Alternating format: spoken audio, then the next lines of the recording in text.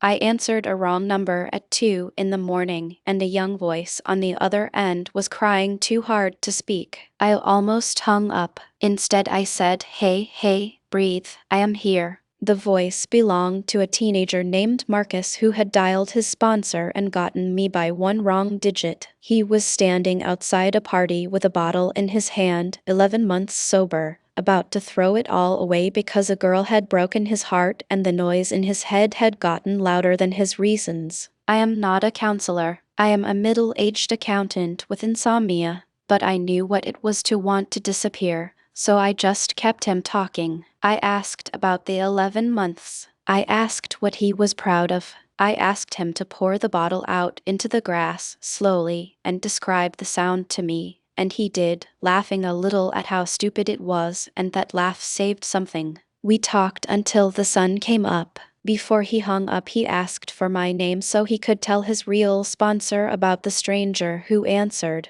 I gave it to him and figured that was the end. It was not. He called the next week to say he was still sober. Then the week after, it became a thing. Sunday nights, a wrong number that became the most right thing in my life. I learned about his little sister, his job at the hardware store, the community college applications he was terrified to send. I told him to send them. He did. 2 years of Sundays. Then one Sunday he asked if I would come to something. It was his associate degree graduation. I sat in a folding chair in a gymnasium full of strangers and watched a young man I had never met in person walk across a stage. When they called his name, he did not look at his family first. He looked at me, a soft old accountant crying in row 6, and he pointed, the way athletes point at the person who believed in them. Afterward, he hugged me for a long time and said, "You picked up. That is all. You picked up." I have thought about that a great deal since.